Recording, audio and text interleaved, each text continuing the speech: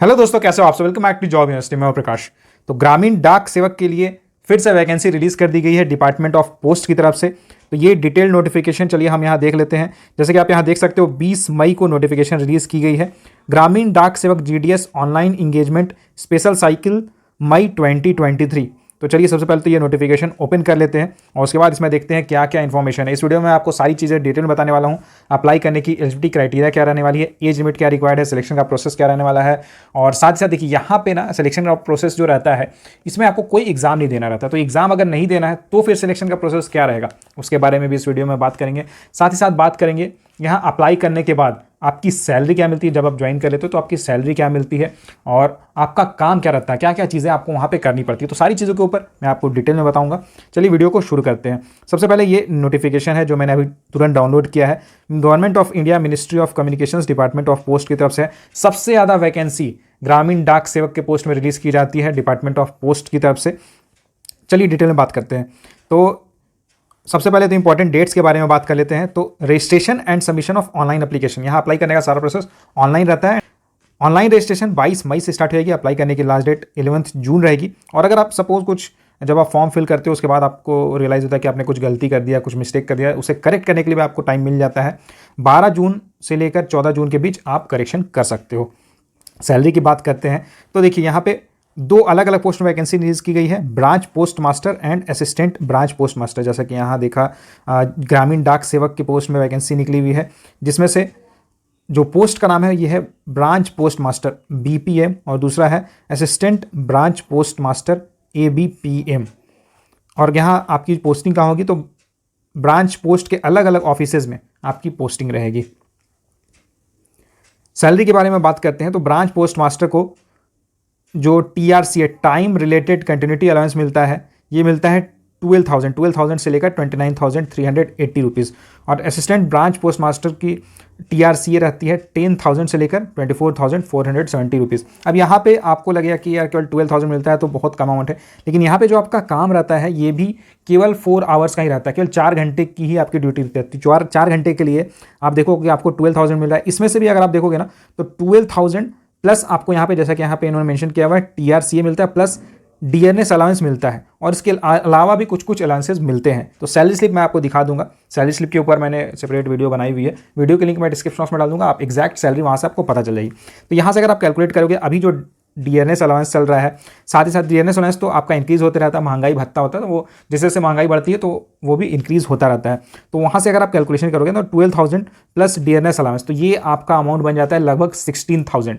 और ABPM की अगर बात करें तो यहाँ पे आपकी जो सैलरी रहती है ये बन जाती है लगभग 14,000। तो केवल आपको 4 आवर्स ही काम करना है एंड उसके लिए आपको 16,000 रुपीज़ मिला, तो काफ़ी डिसेंट अमाउंट आपको मिल जाता है। और सबसे अच्छी बात ये रहती है कि आपको आपके घर के जो नियरेस्ट में जो पोस्ट ऑफिस के ब्रांच रहते हैं वहाँ पे आपको काम करना होता है। तो बहुत दूर आपको जाने की ज़रूरत नहीं है, घर के नज़दीक रह के केवल 4 घंटे काम करके अगर आपको 15-16 हज़ार रुपये मिल रहा है तो आप समझ सकते हो बहुत ही अच्छी अपॉर्चुनिटी आपके लिए निकली हुई है। जॉब प्रोफाइल क्या रहती है एंड रेसिडेंस एकोमोडेशन वगैरह के बारे में भी बात करेंगे, है ना। जॉब प्रोफाइल के बारे में थोड़े डिटेल में आगे बात करेंगे। यहाँ पे सारी चीज़ें उन्होंने बताई हुई है। नोटिफिकेशन जब आप पढ़ोगे तो सारी चीज़ें आप देख सकते हो, खुद से भी पढ़ सकते हो। यहाँ पे मैं सारी चीज़ें क्लियर कर दूंगा। एंड में जॉब प्रोफाइल के बारे में बात करेंगे।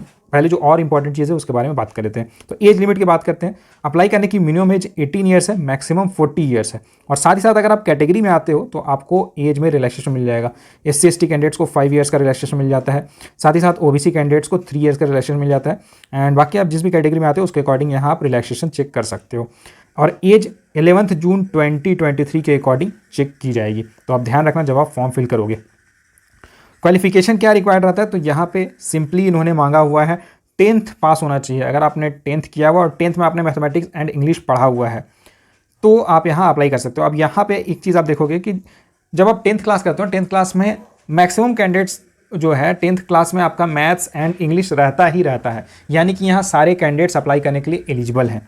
अब एक और यहाँ पे जो इंपॉर्टेंट चीज़ है वो है लोकल लैंग्वेज। जो भी जिस भी स्टेट में आप अप्लाई कर रहे हो वहाँ की जो लोकल लैंग्वेज रहेगी ना वो आपको आनी चाहिए। जैसे सपोज अगर आप बिहार में रहते हो तो बिहार की लोकल लैंग्वेज क्या है, नॉर्मली सब हिंदी में बात करते हो तो आपको हिंदी आनी चाहिए। अब अगर आप ये सोच रहे हो कि मैं बिहार में रहता हूँ लेकिन मैं वेस्ट बंगाल से अप्लाई करूँगा, तो अगर आप वेस्ट बंगाल से अप्लाई करोगे तो वेस्ट बंगाल की जो लोकल लैंग्वेज है यानी कि बंगाली, तो बंगाली आपको आनी चाहिए। अगर आपको बंगाली आती है तो आप अप्लाई कर सकते हो, लेकिन अगर आपको नहीं आती है तो आप वहाँ से अप्लाई मत करना। इसलिए आपकी जो होम स्टेट है, जहाँ की लैंग्वेज आपको आती है, उसी स्टेट से आपको अप्लाई करना है। क्लियर है? अदर क्वालिफिकेशन में क्या क्या मांगा हुआ है इन्होंने, तो नॉलेज ऑफ कंप्यूटर की नॉलेज आपको होनी चाहिए। नॉलेज ऑफ साइकिलिंग, साइकिल चलाना आना चाहिए। साइकिलिंग तो सबको चलाना आता है, नहीं भी आता है तो कोई दिक्कत नहीं है, सीख जाओगे। एडुकेट मीन्स ऑफ लाइवलीहुड, तो मतलब और भी आपके पास जीने के और कुछ मतलब सोर्सेज वगैरह हैं, तो ये जब आप फॉर्म फिल करोगे ना, तो उस समय आपको सब में यस कर देना है। इसके लिए कोई सर्टिफिकेट वगैरह नहीं चाहिए, कंप्यूटर की कोई सर्टिफिकेट नहीं चाहिए, साइकिलिंग की कोई सर्टिफिकेट नहीं चाहिए, इसके लिए कुछ सर्टिफिकेट वगैरह नहीं चाहिए, बस आपको यस कर देना है जब आप फॉर्म फिल करोगे। रिजर्वेशन वगैरह आप देख लेना उसके according.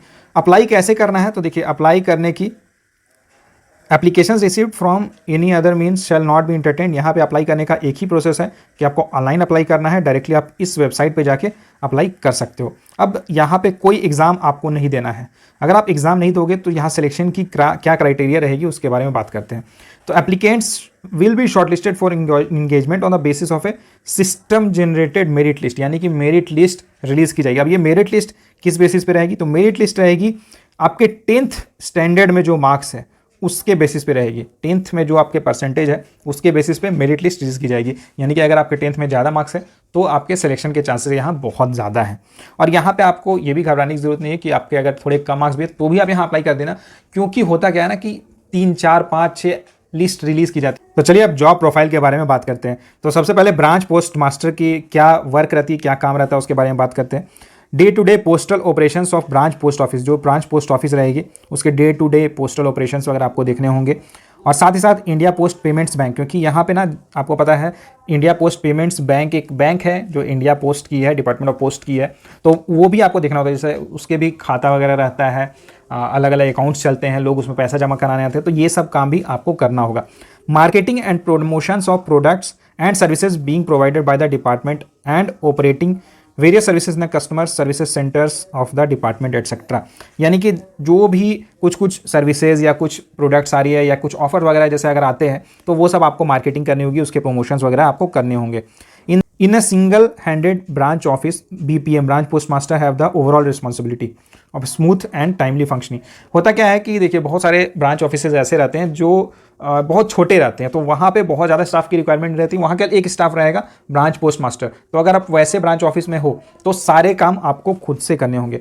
In the branch post office other than the single handed the BPMs may be assisted by ABPM, यानी कि जहाँ पे एक से ज़्यादा स्टाफ रहते हैं ब्रांच ऑफिस में, तो वहाँ पे अगर आप ब्रांच पोस्ट मास्टर हो तो आपके under assistant branch post master रहेंगे, एंड आप अपनी ड्यूटीज़ को फिर डिवाइड कर सकते हो और असिस्टेंट ब्रांच पोस्ट मास्टर को आप ड्यूटीज़ असाइन कर सकते हो। लेकिन अगर आप अगेन उस समय अगर एबीपीएम नहीं रहते हैं, असिस्टेंट ब्रांच पोस्ट मास्टर नहीं रहता है, छुट्टी पे गया हुआ या कुछ भी है, तो अवेलेबल अगर नहीं है तो बाकी सारे काम आपको ही करने होंगे।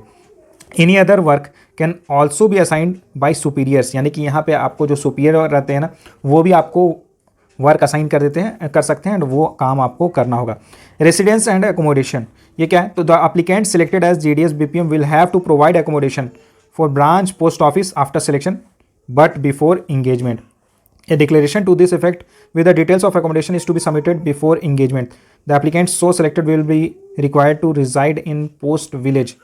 देखिए होता क्या है कि बहुत सारे अलग अलग ब्रांच ऑफिसेज रहते हैं, लेकिन यहाँ पे अगर आपके पास स्पेस है, अगर आपके पास एरिया है, अगर आप प्रोवाइड कर सकते हो ब्रांच पोस्ट ऑफिस, तो आप अपने घर में भी या आसपास में जहाँ भी एरिया में रेंट मिल जाए सपोज, तो वहाँ पे आप एक रूम लेकर ब्रांच पोस्ट ऑफिस आप बना सकते हो, ब्रांच ऑफिस खोल सकते हो, और इसके लिए आपको अलग से कुछ रेंट भी मिलता है डिपार्टमेंट ऑफ पोस्ट की तरफ से। तो यहाँ पे आपको ये घबराने की ज़रूरत नहीं है कि मैंने एक रूम दे दिया है और मुझे किराया नहीं मिला, तो आपको किराया भी मिलता है। अब गांव में अगर आप रह रहे हो तो किराया भी बहुत कम मिलता है, तो उसके अकॉर्डिंग सरकारी रेट पे ही आपको किराया मिलता है। लेकिन अच्छी बात यह है कि आप ये चाहो तो अपने घर में भी ब्रांच ऑफिस खोल सकते हो। तो यहाँ देखो कितना बेनिफिट हो जा रहा है, आपको मंथली 15-16 हज़ार की सैलरी भी मिलेगी, साथ ही साथ आपके घर में ही ऑफिस रहेगा, यानी कि आपको कहीं जाने की ज़रूरत नहीं है, घर से ही आप काम करोगे, कुछ नहीं करना है। जो बाकी जो नॉर्मल चलता है स्टाम्प वगैरह या फिर इंडिया पोस्ट पेमेंट्स बैंक है, वो सब जो काम रहता है वो आपको डेली का करना होगा, और 4 घंटे ही काम करना है। अगर आप 4 घंटे से ज़्यादा काम करते हो तो उसके लिए आप एक्स्ट्रा पैसा भी आपको मिलता है,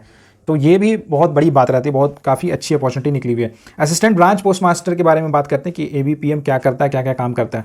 तो इससे क्या करना है, देखिए जॉब प्रोफाइल यहाँ देखते हैं। Sale of stamp, stationery, conveyance and delivery of mail at door step, exchange the mail with account office etcetera, deposits, payments, other transaction of India Post Payments Bank. यानी कि इंडिया पोस्ट पेमेंट्स बैंक का भी काम करना होगा आपको, और साथ ही साथ स्टैम्प्स की सेल करना, स्टेशनरी की सेल करना या मेल की डिलीवरी करना, ये काम भी करना होता है असिस्टेंट ब्रांच पोस्ट मास्टर को।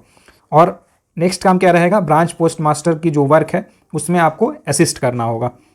इसके अलावा मार्केटिंग एंड प्रमोशंस करना, प्रोडक्ट एंड सर्विसेज की, ये सब काम भी आपको करना होगा। ABPM में ऑल्सो भी required to do combined duty of BPM। अब हो सकता है कि जैसे एक ब्रांच ऑफिस में ब्रांच पोस्ट मास्टर है and assistant branch post master है, ब्रांच पोस्ट मास्टर अगर किसी कारण से छुट्टी पर है तो उनकी जो ड्यूटी रहेगी वो काम भी आपको करना होगा, यानी कि ABPM के पोस्ट में आपको BPM का भी काम करना पड़ सकता है। इसके अलावा आपके जो सीनियर्स हैं वो आपको जो वर्क असाइन करेंगे वो काम आपको करना होगा।